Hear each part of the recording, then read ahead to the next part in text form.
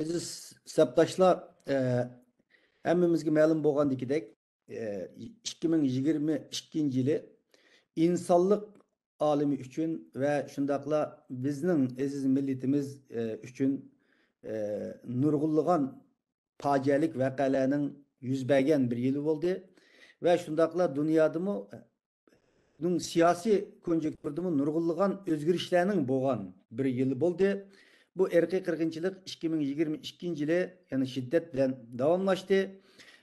Bizning vatanimizdagi vaziyatni tilga olgan bo'lsak, Xitoyda Xi Jinping hokimiyati qaytadan 20. navbatlik qurultayini ochib, qaytadan mangulik raislik o'rnini muqimlashtirgan bo'ldi. Bu orqali Sharqiy Turkistonda aziz xalqimizga olib boradigan bu irqiy qirg'inchilikning davom qildiganlik signalini bergan bo'ldi va yoki shuni irodasini ifodalagan bo'ldi.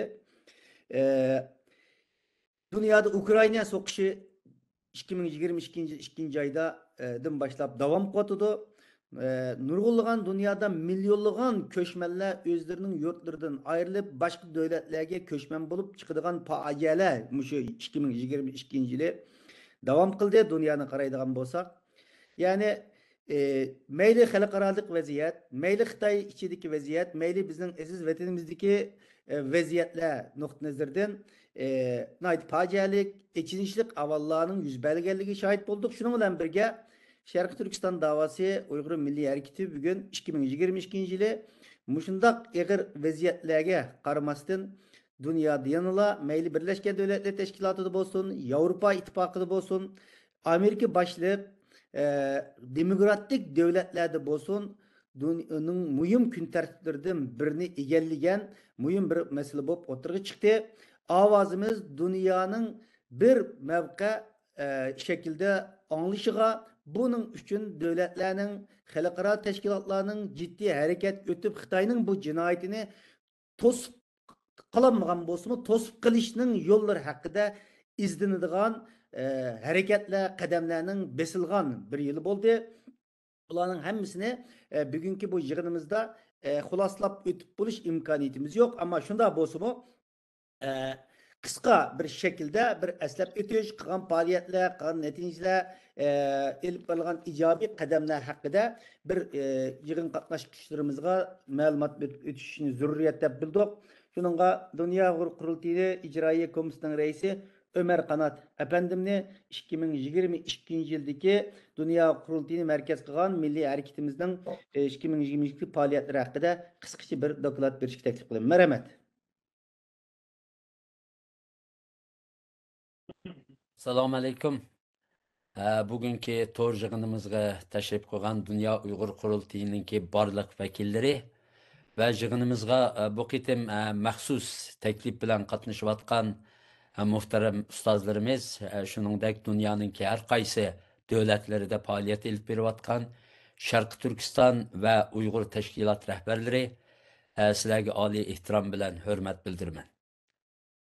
Hürmetli vekiller, aziz ustazlar ve rehberler, növbette vatan içindeki halkımız til bilen ifadeleş mümkün bulmagan türlük iğir zulüm aslında azap çekmekte.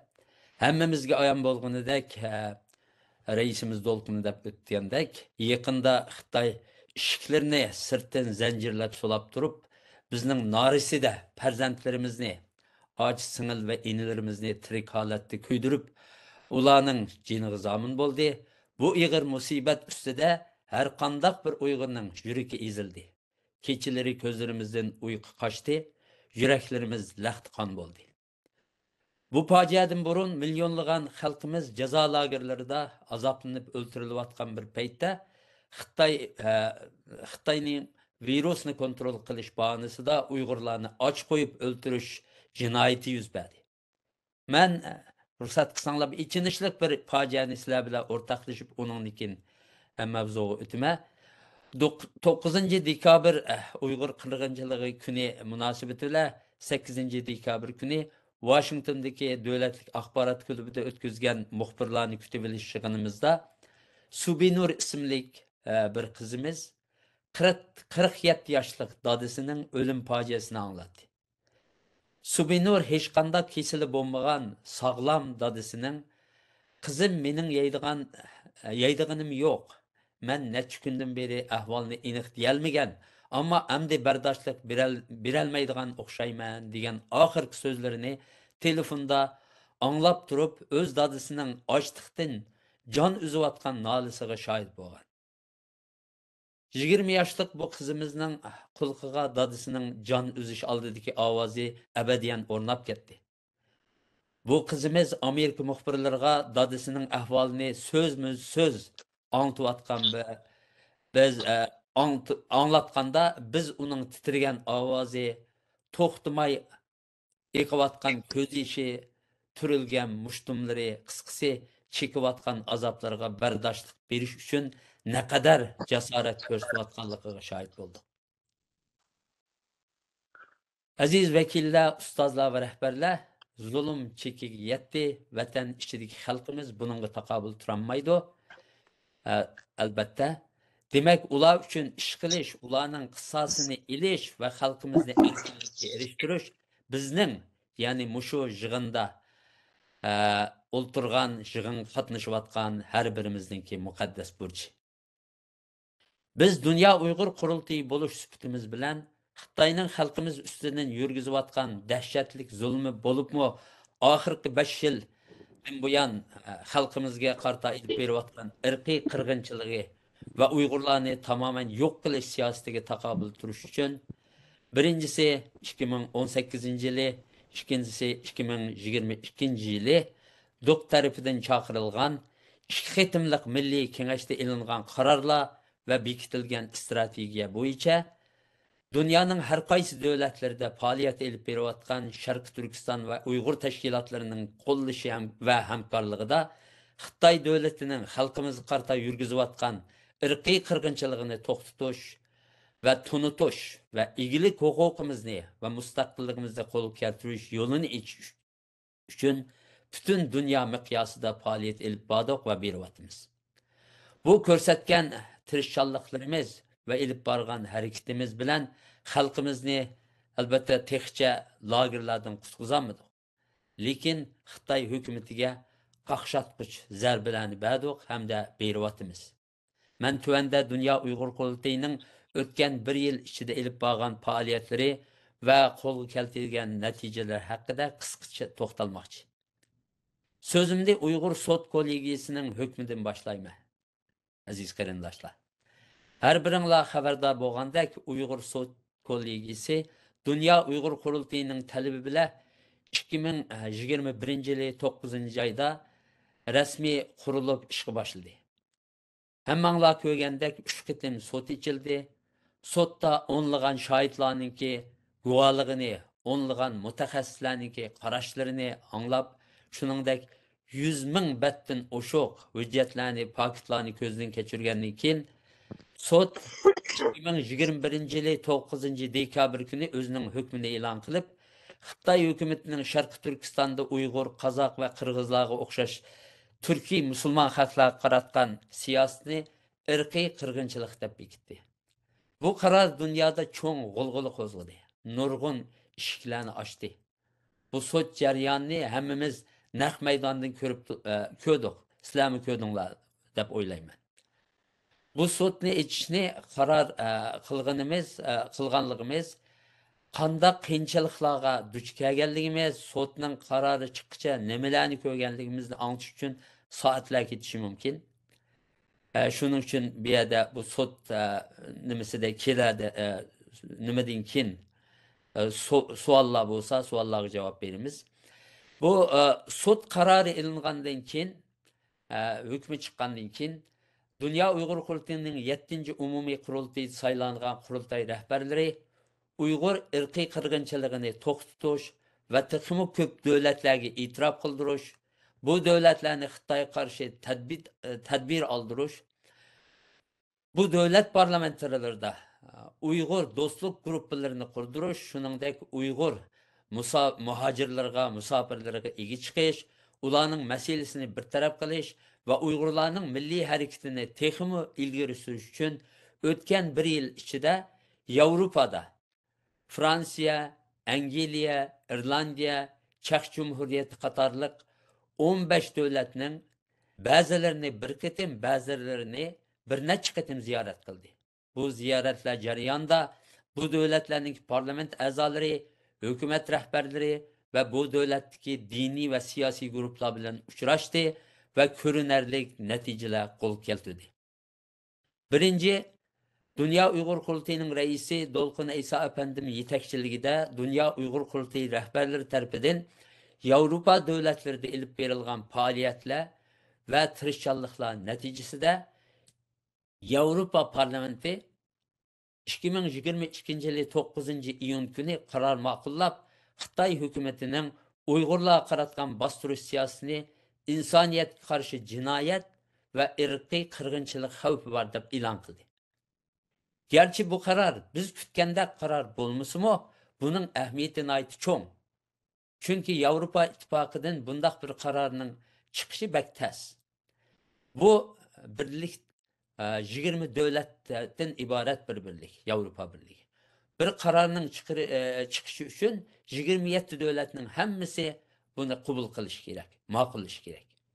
İkinci, İrlandiya'da kılıngan ziyaret ve ilip verilgan uçuruşlar neticesinde İrlandiya parlamenti Xitay hükümetinin Uygurluğa qaratgan siyasını ırkı kırgınçılık deb ilan kıldı. 27 Mayıs günü 2022 yılı Germaniya parlamenti İnsan Hakları Komisyonu Xitayning Uygurluğa qaratgan bastırış siyasını ayıpladı.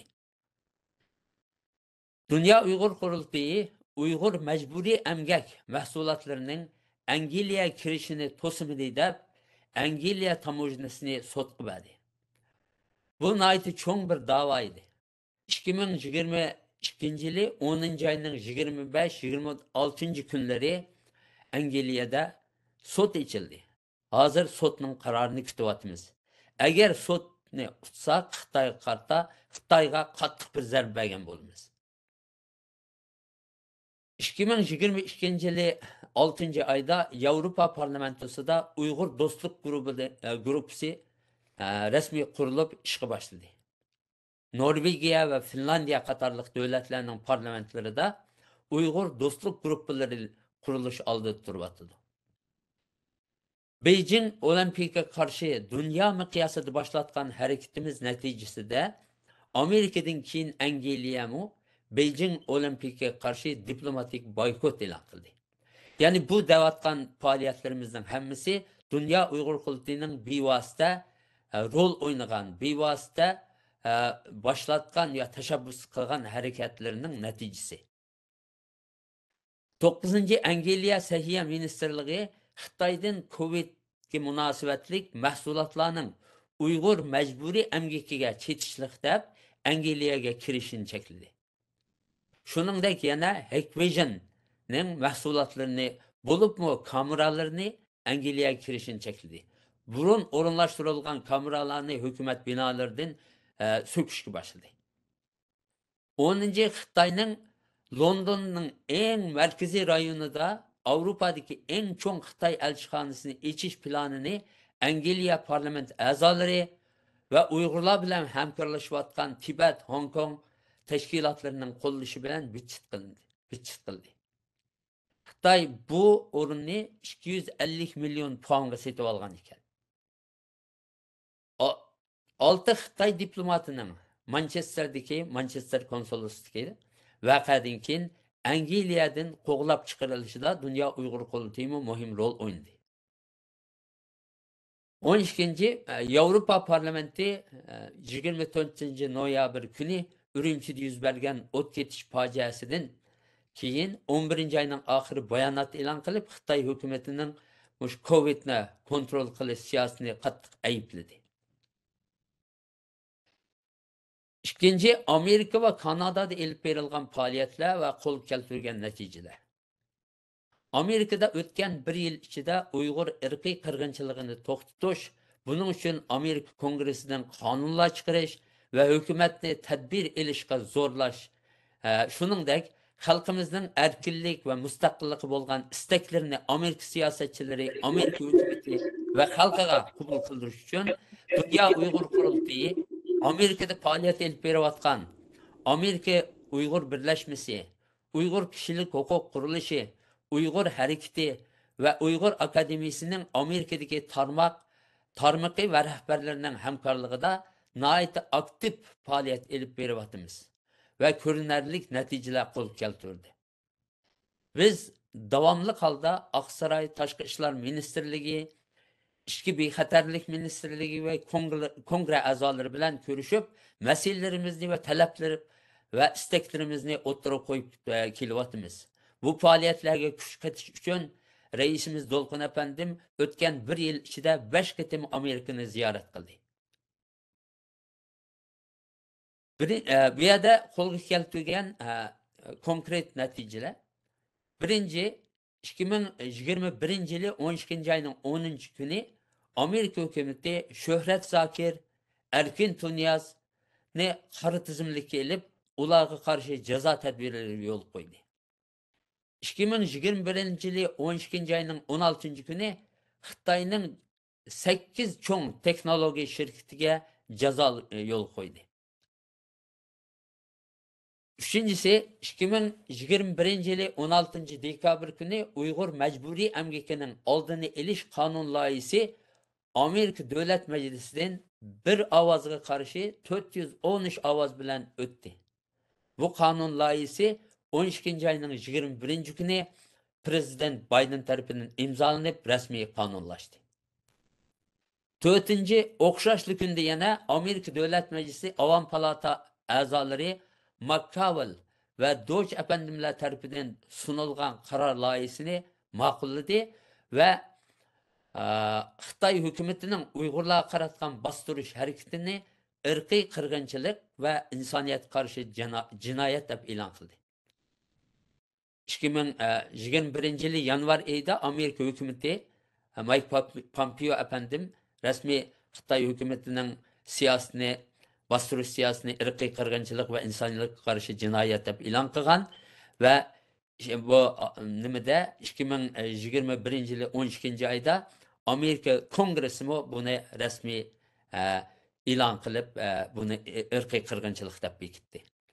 Beşincisi 2021 yılı 12. ayının 16. günü yana Kongres a'zosi Jennifer Waxton Uygurlarni yaxshi ko'radigan Uygur do'sti Jennifer Waxton tarafidan 6. ayda sunulgan Uygur mecburi emgekini oshkorlash qonun loyihasi Amerika Davlat Meclisi Avam Palatasidan o'tdi.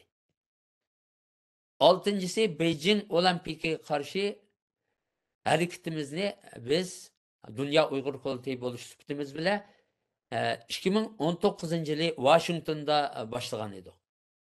Maqsadimiz davlatlarning olimpikni, Beijing olimpikini boykot qilish edi. Ammo bu maqsadimizga yetolmagan bo'lsakmi, ko'p tirishchanliklar natijasida Amerika hukumati Beijing olimpikni diplomatik boykot qildi. Bu qaror chiqishdan bir qancha burun Amerika davlat rahbarlari bilan ko'rishib, Dolqun Eysa efendi bilan men bu masalani Amerika hukumati harakat qilmasa hech kim harakat qilmaydi, hech bir davlat harakat qilishga jasorat qilmaydi. Shuning Amerika hukumati tezden bir qaror chiqarib, shu hech bo'lmasa nimani Beijing olimpikini boykot qilishni e'lon qilish kerak dedik. Bu nima amalga oshdi. 2022 yılı 6. ayının 21. günü Uygur mecburi emgekinin oldini elish kanuni icra qilinishga başladı.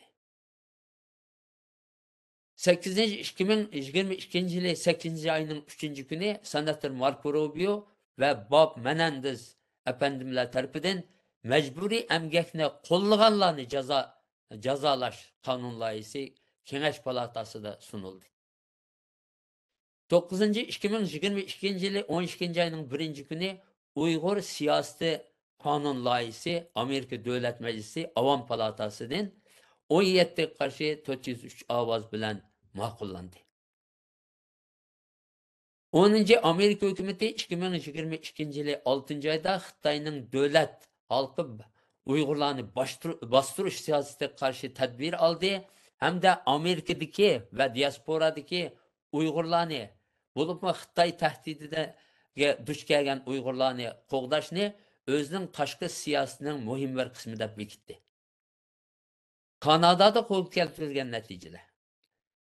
Kanadada Dünya Uygur Kurultayı Kanun Komitesi Müdiri ve Uygur Advocacy Project'ninki müdiri Mehmet Tohti Efendim'ninki yetekçiligide Kanada Şarkı Türkistan Birliği ve Dünya Uygur Kurultayı Kişilik Hukuk Komitesi Müdiri Kevser kızımızınki hamkarlığında önümlük faaliyetler ilip verildi ve görünerlik neticeler kol keltirildi.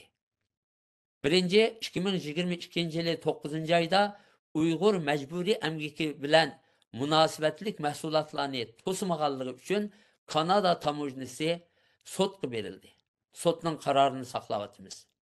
İkinci, Kanada federal hükümeti irqiy qirg'inchilik ahdnomasiga rioya qilmay Xitoy bilan bo'lgan savdo munosabatlarini davomlashtiryotdi deb sotga berildi. 2022 yılı 10. ayının 3. ve 4. günleri sot içildi ve dava görüşüldü. Hazır sotның hükmünü saklavatımız. 2022 yılı yani 12. ayının 15. günü Xitoydagi organ kaçakçılığı bilen münasebetlik ve Uygurlarni yakından alakalandırdıgan bir kanun layihasi Kanada parlamentinden öttü. En muhimi Kanada hükümetinden 10 bin Uygur musafirini Kanadaga köçmen süpütüde elip kelişini talep kılgan, Uygurlarının dostu ve Kanada parlamenti Uygur dostluk grupsununki koş reisi Samir Zubeyri efendim tarafından sunulgan karar layihasi. Bu karar layihasi 2022 yılı 10. ayının 26. günü parlamentoda müzakere kılındı ve 2023 yılı avaz koyulmakta. Bu karar 2024 yıldan başlap 2 yıl içinde Kanada'ga 10 bin Uygur musafirini elip kelip orunlaştırışını asas kıldı. Birleşken Devletler Teşkilatı'nda elip verilgen faaliyetler. Ötken bir yıl içinde avvalki yıllarga okşaş Dünya Uygur Kurultayı BDT'nin noktalık faaliyet merkezi kılıp tanladı. Hem Cenev'de hem New York'ta nurgun lobi faaliyetleri elip verildi ve önümlük neticeler kolu keltirildi. Bulup mu Cenev'e 2022 yılı 2. aydan başlap arkadan netçi etim reisimiz Dolkun riyasetçiliğinde DUK heyetleri ziyaretli buldu. Bu ziyaretler jarayonida DUK heyeti her qaysi devletlerninki BDT'deki vekilleri bilen uçraştı. Ularni BDT Kişilik Hukuk Ali Komissarının Uygurlar hakkı tayarlagan dokulatını ilan kılış için besim işletişki çakırdı. Ve BDT Kişilik Hukuk Kengişinin jığınıga katnaştı ve Uygurlar hakkında söz kıldı. Bu faaliyetler neticesinde 2022 yılı 3. ayının 16. günü Dünya Uygur Kurultayı'nın reisi Dolkun İsa Efendim BDT Kişilik Hukuk Kengişinin 49. kıtımlık jığınında söz kıldı. Kırımdaşlar bunun ehmiyeti naytı çoğun. Xitay hükümeti Dolkun Efendim'nin sözünü to'xtatish için bütün tırışçallığını görsetti. Lekin Kengeş reisi Xitay heyetinin talebini rad kılıp Dolkun Efendim'nin sözünü davamlaştırışga ruhsat kıldı. 2022 yılı 15. iyun günü 47 devlet bir bayanat ilan kıldı. Xitay hükümetinin Uygurlarga qaratgan siyasini ayıplagan bu devletler BDT İnsan Hakları Kengişi'den Michel Bachelet'nin işhanesi tayarlagan Uygurlar hakkındaki dokulatını tezdin elan kılışını talep kıldı. Hem de Bachelet'nin Xitay seferinden keyin kılgan sözlerini nayt tankit kıldı. Bu bayanatın çıkışı için Dünya Uygur Kurultayı köp tırışçallık görsetti. Üçüncü, Birleşken Devletler Teşkilatı Kişilik Hukuk Komisarının tayarlagan dokulatını ilan kılışı için bek köp faaliyetler ilip bağlı. Amerika ve Kanada devlet erbapları bilen uçraşkanımızda ya ki Avrupa'daki devlet erbapları ya parlament azaları bilen uçraşkanda bu devlet rehberlerinden ve parlament azalarından Michel Bachelet'e besim işletişini talep kıldık. Vaçaletning ishxonasini hech bir aram qo'ymadik. Kunda degidek telefon qilib, kunda degidek xat yozib, dokladning tezdan e'lon qilinishini talab qildik. Albatta biz bu dokladning tayyorlanishi uchun nurg'un material va shohidlarni ta'minladik. Shuning uchun Vaçalet Beijing safari harpisida bizlar bilan ko'rishdi. Biz o'zimizningki noroziligini ifodaladik. Nima bo'lishidan qat'iy nazar Vaçalet vazifasidagi oxirgi kun bo'lgan 31 avgust kuni dokladni e'lon qildi. Albatta bu doklad bizning deganimizdek chiqmadi.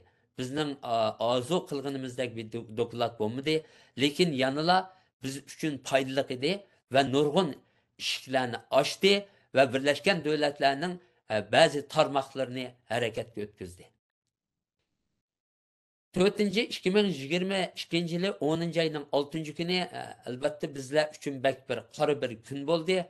Uyghur meselesinin körülüşü üçün Birleşken Devletler Teşkilatı Kişilik Hukuk Komitesi'ne sunulgan karar layihsi 17 karşı 19 avaz bilen rad kılındı. Bu kararının ötüşü üçün neçe ay lobi faaliyetleri elip bağlan edik. Bazı biz işengen devletler ahirki minutda meydanını özgertip aldı. Çoğun bir devlet boğan ve çoğun bir devlet bile karşılaştık. Birleşken Devletler Teşkilatı Bexatarlik Kengişinin azası hem de Birleşken Devletler Teşkilatı'nı pul bile teminlevatkan bazı organlarını beqıvatkan bir devlet. Şunun için bunu bir naytı çoğun bir mağlubiyet dep hesaplamaymiz. Çünkü ikilla avaz viyade nima bo'ldi? Farqi bo'ldi. 19 qarshi 17 ve Atsilla Ukrayna o'ziningki maydonini o'zgartgan bo'lsa-mu, bu qabul bo'linmadi.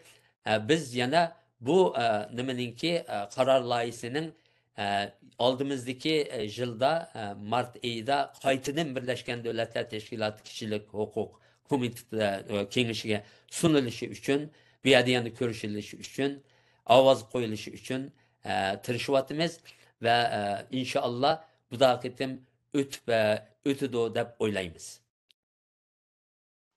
Lekin albatta yana 2022 yılı 10. ayının 16. günü, yani bu karar çıkıştan 20 gün keyin Birleşken Devletler Teşkilatı'nınki New York'taki baş ştabıda 23 devletninki qo'llashi ve hamkorligida Uyghur meselesi doğrultusunda çoğun bir yığın ötküzüldü.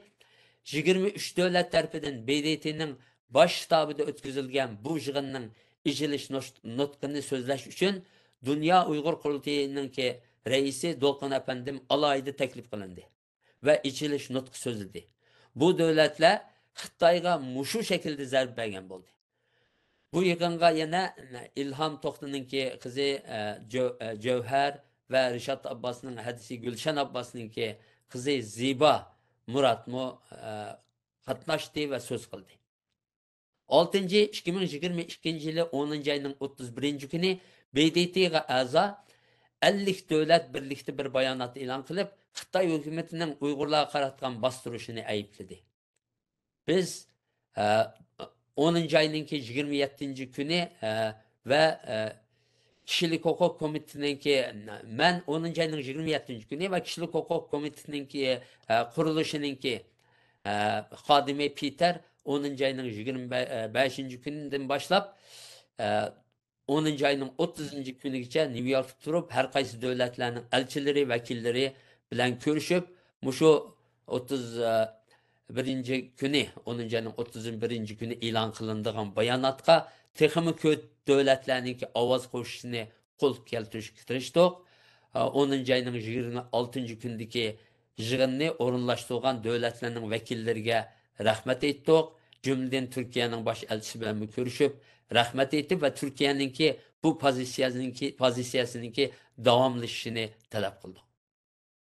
Yana ötken bir yıl içinde biz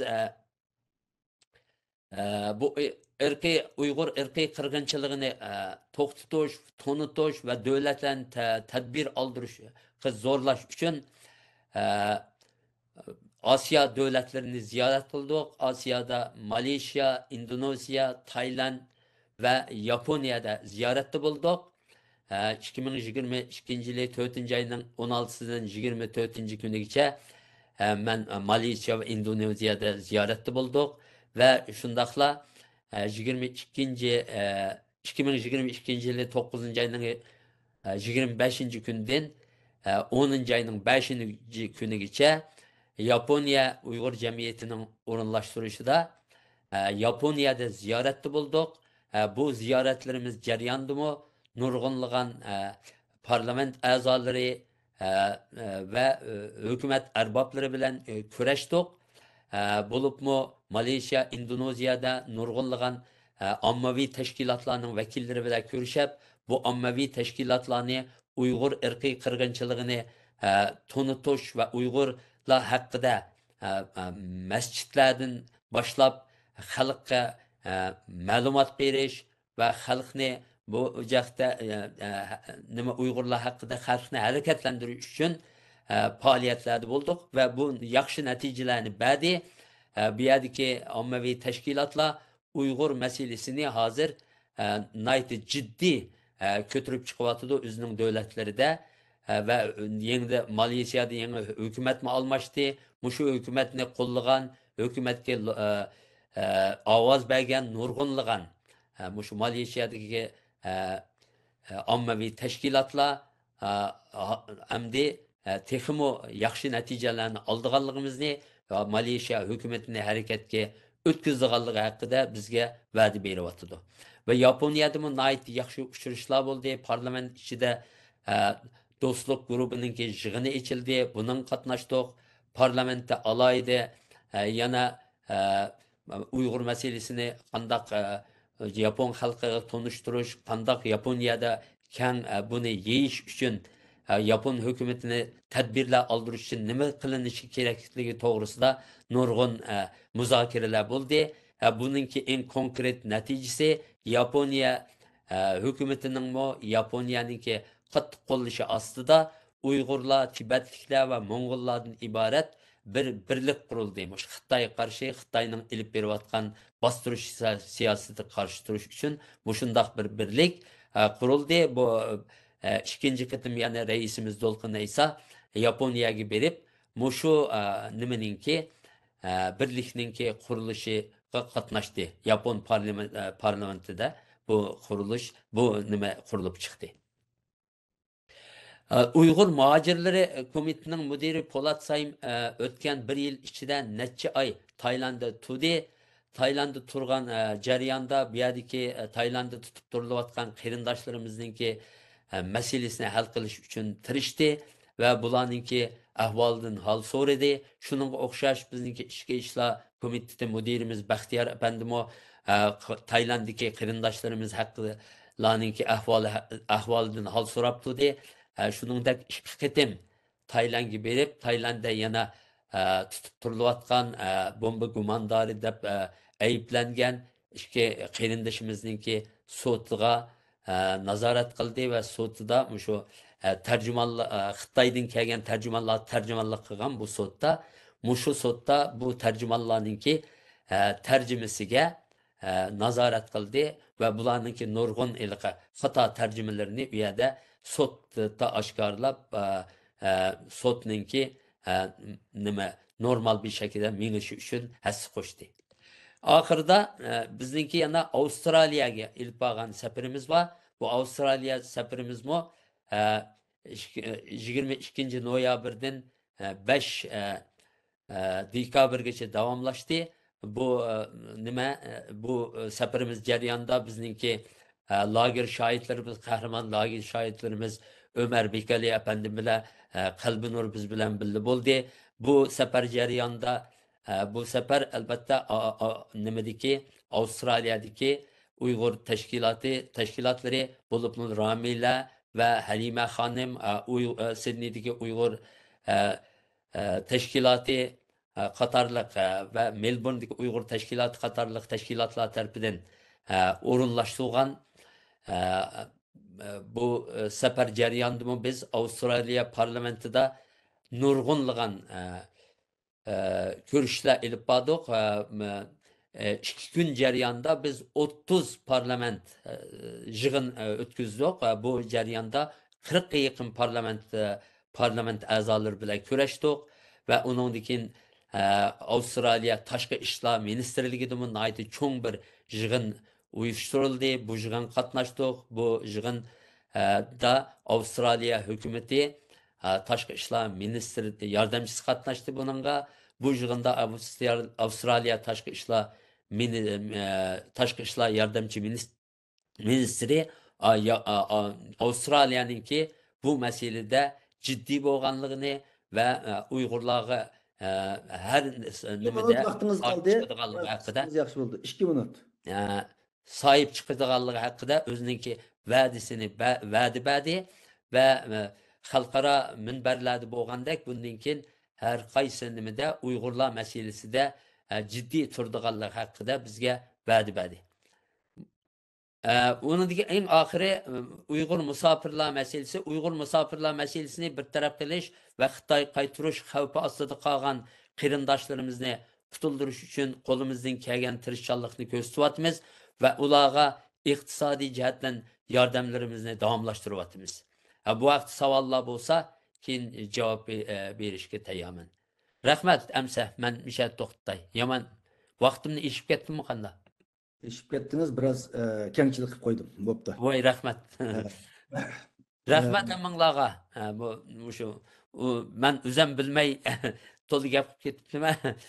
Bunda sabr bilan, sabrchanlik bilan anlaganligim uchun hammanglarga ko'p rahmat. Çok rahmet. Degandekidek 2022 yılı nurg'un ve işler yüz berdi. Gerçi bu erki qirg'inchilik to'xtamagan bo'lsa-mu, xalqimiz, milyonlagan xalqimiz jazolarlardan azod bo'lmagan bo'lsa-mu, ama biz chet elda faoliyat qilayotgan teşkilatlar bo'lish sifatimiz bilan albatta Ömer Kanat Efendi Dünya Kurultayı ve Dünya Kurultayı terkibideki teşkilatlarning işbirligida elib berilgan faoliyatlarning qisqa bir nimesini, xulasasını deb bitishtirishdi. Ama onundan başka nurg'un namoyishlar bulundu 2022 yilda her sohalar bo'yicha. Birleşken Devletler Teşkilatı'nın aldığı bo'lsin, her qaysi devletlerinin parlamentlarının aldığı bo'lsin, shaxsiy kişilik namoyishlar bo'ldi başka teşkilatlar veya shaxslar tarafidan. Yani 2022 yilda muaciratdagi Uyg'ur diasporasi, Sharq Turkiston diasporasi nihoyatda kuchli bir harakat qilgan bir yil bo'ldi. Buningki neticalarini Ömer Kanat deb o'tgandagidek qismen bir neticelerimi qo'lga kelgan bo'ldi. Çünkü dünyada Uyg'ur erk qirg'inchiligi ciddi bir xavf bo'lib davom qiladi, ama dünyada Ukrayna so'qishiga o'xshaydigan dunyoning bütün kun tartibini, siyosiy kun tartibini hala bugunmi mashg'ul qilayotgan hodisalarga shohid bo'layotgan vaqtimizning o'zida dunyoning G20, G7 yig'inlarida, Birleşken Devletler Teşkilatlarının yig'inlarida, devlet rehberlerinin uçuruşlarında Uyghur erkek qirg'inchiligi, Uyghur meselesi kun tartibda tutulan bo'ldi. Minglagan maqollar, dokumentlarla e'lon qilindi. Bu 2023 yildagi bo'lgan natijalar deb qarash mumkin. Shunga umidlanishga bo'lmaydi, ama qiladigan ishimiz favqulodda ko'p. Bu haqda birozdan keyin 2023lik meselelerni sözleşimiz.